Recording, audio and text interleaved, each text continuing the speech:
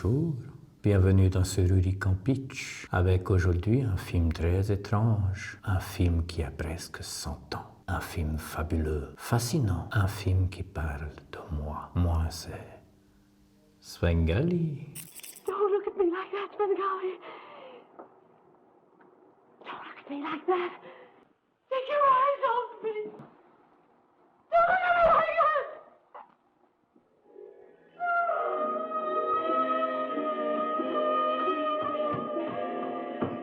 Oui, je vais vous parler de Svengali, mais pas toujours avec cet accent. Alors certes, le film a presque 100 ans, ses enfants n'étaient pas nés, et dans 100 ans, ils seront tous morts.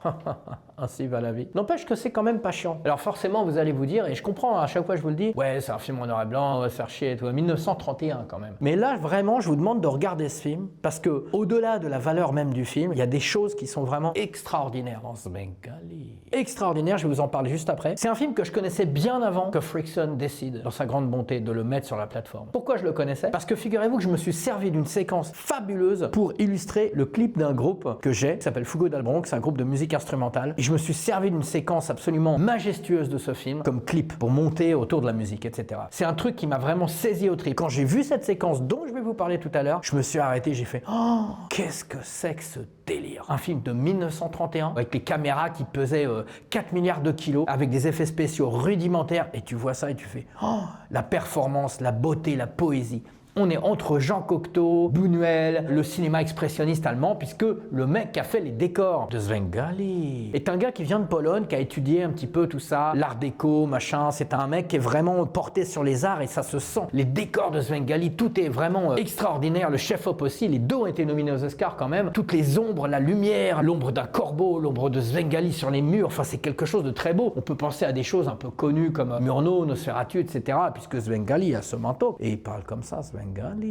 Look into my eyes. Don't look elsewhere. Just in the eyes of Svengali. Qui joue Svengali? Je vous le dirai après. Parce que l'histoire, c'est quoi? L'histoire, c'est un mec qui est un professeur de piano, un peu loose, où il a un peu du mal, et on comprend que c'est un mec qui aime l'argent, il séduit un peu ses élèves, il essaie de récupérer de la thune. C'est un grigou, c'est un mec comme ça, bon, avec sa grosse barbe à la Raspoutine, etc. Et il y a une élève au départ qui dit « Ah, ça y est, j'ai quitté mon mari pour vous. »« Ah bon, vous l'avez quitté pour Svengali. Mais alors, il vous a laissé une dot, il vous a laissé de l'argent, etc. »« Ah non, je voulais pas d'argent, c'est juste moi et mon cœur qui soit... » Comment ça, pas d'argent? Du coup, il la regarde comme ça, et cette femme, elle s'en va, elle est terrifiée, et elle se jette dans la rivière locale. Donc on comprend qu'il a quand même un pouvoir, Svengali. Et un moment, les petits-enfants, je les touche, je me permets, un peu comme au Vatican, un moment, il rencontre une jeune femme, hyper comme ça, pétulante, rigolote, très belle, très jeune, 18 ans, Marche, je vous dirai son nom tout à l'heure, formidable actrice et formidable personnage, et qui a une voix extraordinaire, il tombe amoureux de cette voix, donc il essaye de l'hypnotiser, parce que c'est ça, Svengali. Il essaie de l'hypnotiser pour en faire sa chose à lui. Je vous dis pas ce qui se passe, mais les séquences d'hypnose sont absolument extraordinaires, notamment parce que le mec qui interprète Svengali, c'est John Barrymore. Now, don't be afraid. Look me right in the eyes, Liebchen. Right in the eye. If you can really cure my head.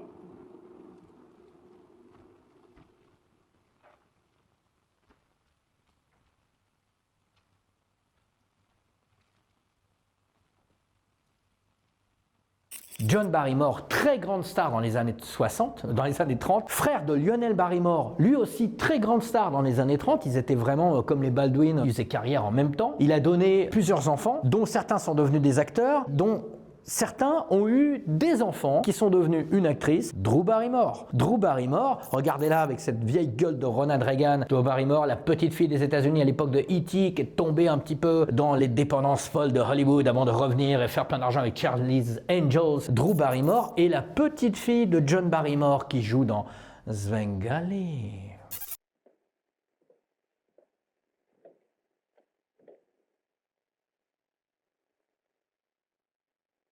Svengali est adapté d'un livre de Georges du Maurier. Georges du Maurier était un Français qui a fini sa vie en Angleterre, qui a donc signé ce truc qui s'appelait Trilby, qui a été souvent adapté au Cinoche, mais la plus célèbre est Svengali. Georges du Maurier est le père ou le grand-père de Daphné du Maurier, qui a écrit Rebecca, qui est à l'origine Rebecca de Hitchcock. Donc il y a quand même un truc, les mecs ils ont écrit, mais un pack dans le cinéma. Tout à l'heure je vous ai parlé d'une séquence extraordinaire, et je vais vous en parler maintenant. Cette séquence, elle est dingue. Il faut que j'en parle. Vous avez John Barrymore qui est en train de se concentrer comme ça pour diriger à distance cette jeune femme qui veut attirer jusqu'à chez lui dans la nuit. Et donc il y a ce plan qui commence dans son dos avec un bruit de vent comme ça. Et la caméra arrive, tourne autour de lui, et vous voyez sa gueule avec ses yeux blancs. La caméra recule, passe à travers une fenêtre fermée. C'est-à-dire que vous avez la caméra qui tout d'un coup est de l'autre côté de la fenêtre, tout en continuant à voir John Barrymore, et on continue à voir l'immeuble comme ça, et on continue à le voir concentrer les yeux blancs. Et tout ça, c'est dans le même plan. Et on est en 1931. Et la caméra tourne, petit cut, et là, ça passe au-dessus des immeubles, tout ça en maquette comme ça, jusqu'à la fenêtre de cette femme. On recut, et on arrive dans l'appartement avec la fille qui dort mal et qui se réveille comme ça. Et Svengali qui la contrôle à distance. Et elle se réveille et vient le voir à moitié éveillée comme ça. C'est dingue, c'est dingue, c'est vraiment sublime. C'est sublime techniquement, poétiquement, émotionnellement. Il n'y a même pas de musique, il y a juste le bruit du vent. C'est complètement génial. Et tout à l'heure, je vous ai dit que mon groupe s'était servi comme ça de ce clip pour illustrer. Regardez un petit bout, je vous montre un petit bout de ce qu'on a fait.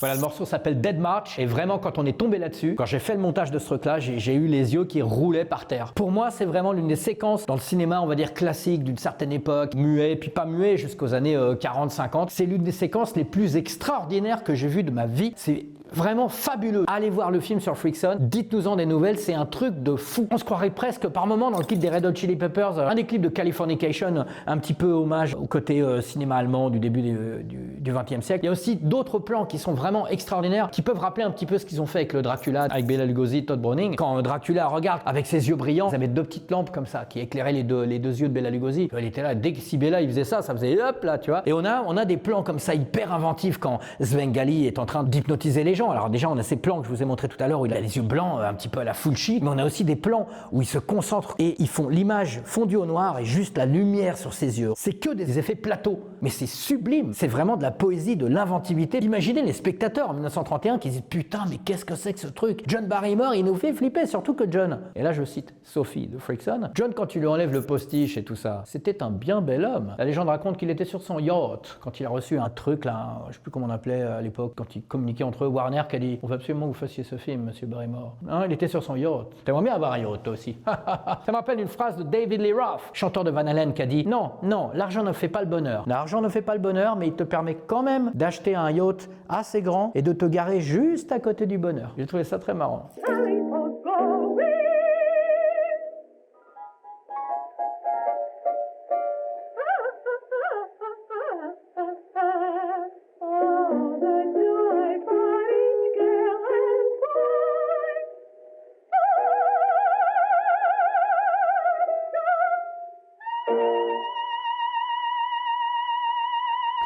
Il y a quelqu'un dont il faut parler dans Svengali. C'est Marion Marsh, la meuf qui joue cette créature, cette déesse, un petit peu rentre dedans, dont Svengali tombe complètement fasciné, amoureux. Elle est formidable cette meuf. 18 ans quand elle a tourné le film. Elle est gracieuse, elle est belle, on la voit pas nue, mais pas loin. À l'époque, je me souviens, enfin c'est Emmanuel Solaire qui me le disait, il avait 30 ans quand le film est sorti. Ça me fait un petit peu jaser. Il y a un côté très érotique dans le film, notamment cette petite séquence. You have so many other pupils. Ja, natürlich. But no one who responds like you. Now, what did we do last? Don't you remember? I am speaking about music. C'est quand même l'Amérique des années 30. Et regardez d'ailleurs une autre petite séquence. Regardez cette séquence. Oh, your nerves are jumping like mad. Yeah. But And your skin? Oh, it's hot like fire.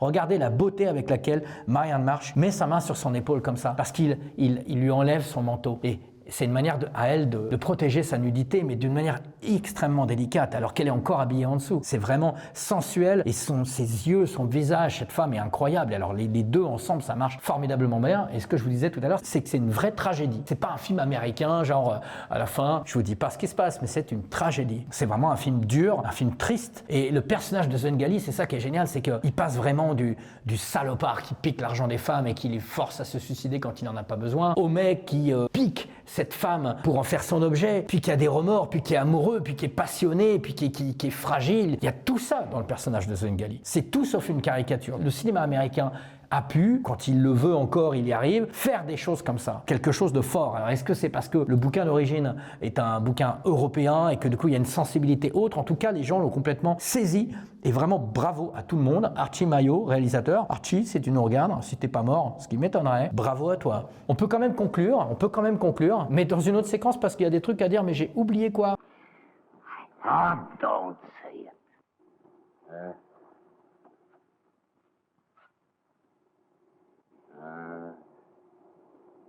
You are beautiful, my manufactured love. But it is only Svengali talking to himself again. En vérité, je vous le dis, la conclusion s'impose d'elle-même. Il faut regarder Svengali. Ne serait-ce que pour l'incroyable composition de John Barrymore, celle de Mary Marsh et les chefs-op et responsables des décors, Barney McGill, Anton Groth, incroyable, nominé au César, vraiment de très belles choses dans ce film, de très belles choses dans ce film. Tout à l'heure, je regardais avec le dépeceur d'Abidjan, le dépeceur d'Abidjan étant le cadreur de cette émission, et on regardait cette espèce de travelling incroyable, ce plan circulaire, et on s'interrogeait sur la complexité de faire des trucs pareils avec des caméras lourdingues de l'époque. Vraiment, c'est d'une beauté, vous m'en direz des nouvelles. Tout à l'heure, je vous parlais de censure, figurez-vous. Le film 1931, Svengali, et autour de ces années-là a été créé le code Hays, le code de la censure américaine, une sorte de moralité dans les films américains. Le pic, c'était les années 50, ça s'arrêtait dans les années 60, donc à peu près 30 ans. C'était géré par des espèces de cubénis, catholiques réactionnaires, machin, etc. Notamment Monsieur Hays, et ça faisait une sorte de chape de plomb morale sur le cinéma hollywoodien. Le cinéma qui précède ce code, donc Svengali et tout ce qui était avant, était beaucoup plus libre. D'où les espèces de sous-entendus sexuels qui probablement n'auraient pas été tournés après, lors du code Hays, voilà, qui maintenant n'existe plus, heureusement, mais de toute façon, on leur fait confiance pour être toujours des cubénis. Mais revenons à nos moutons. Donc il y a quelques semaines, je vous ai demandé de me mélanger Jeff Goldblum et Gina Davis. Vous ne l'avez pas fait, vous n'avez pas dessiné. Vous avez eu quoi? Vous avez eu peur. Vous avez eu peur de ne pas être à la hauteur, vous avez peur de ne pas avoir de talent. Mais tout le monde a du talent, même toi. Toi non, mais toi oui. Alors envoyez un dessin, mais pas ça. Non. Cette fois, vous allez me dessiner le dépeceur d'Abidjan. C'est le cadreur qui est là, derrière vous, devant moi. Le cadreur culte, le dépeceur d'Abidjan. Ignoble, affreux, terrifiant, érotique peut-être, surprenant. Homme, femme, animal, à quoi ressemble-t-il? Dessinez-nous le dépeceur d'Abidjan. My young friend, remember what I once told you.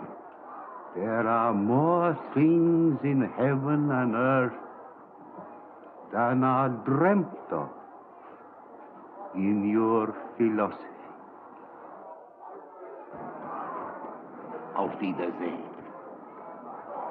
Voilà, c'est la fin de cette émission. Regardez Svengali sur Frickson, ce chef-d'œuvre un peu oublié. Dites-nous ce que vous en pensez sur les réseaux. Faites-le. Faites-le vraiment. Vous ne voudriez pas décevoir Svengali.